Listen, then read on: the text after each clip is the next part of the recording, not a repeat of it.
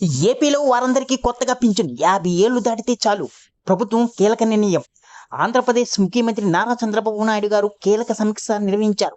ప్రధానంగా పింఛన్లపై అధికారులతో చర్చించారు. కొత్త పింఛన్లు 50 ఏళ్లు దాటిన ఎస్సీ, ఎస్టీ, బీసీ మైనారిటీలకు పింఛన్ల హామీపై అధికారులతో సమీక్ష చేశారు. ఈ మేరకు మార్గదర్శకాలు, విధి విధానాలు రూపొందించాలని అధికారులను ఆదేశించారు.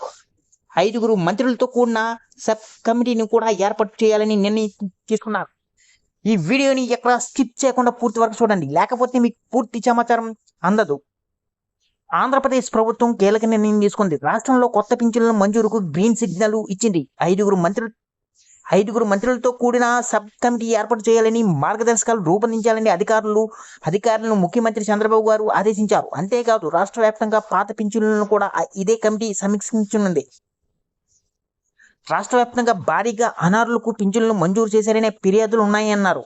వారి అర్హత పరిశీలనకు కూడా విధి విధానాలు రూపొందించాలని ఆదేశించారు.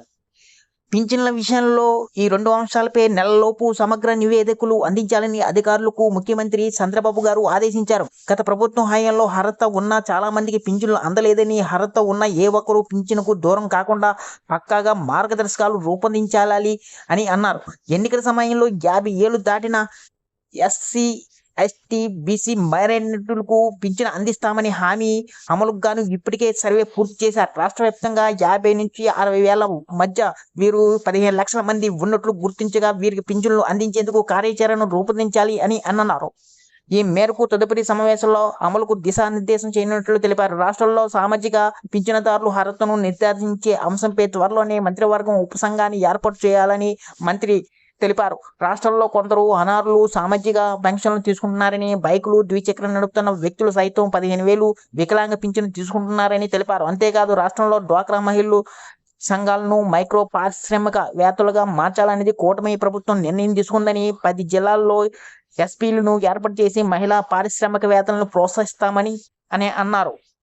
మరోవైపు రాష్ట్ర వ్యాప్తంగా 1000కి పైగా ఉత్పత్తులను డ్వాక్రా మహిళలు తయారు చేస్తున్నారు. వాటిని మార్కెటింగ్ సౌకర్యం కల్పిస్తామని చెప్పారు. అమరావతిలో డ్వాక్రా ఉత్పత్తుల ఎగ్జిబిషన్ కోసం 10 ఎకరాల భూమి ఇచ్చేందుకు ముఖ్యమంత్రి అంగీకరించినట్లు మంత్రి తెలిపారు. గత ప్రభుత్వం హయాంలో డ్వాక్రా సంఘాలకు చెందిన స్త్రీనిధి బ్యాంకు నుంచి 950 కోట్లు బీడీ ఖాతాలకు మళ్లించింది అని అన్నారు.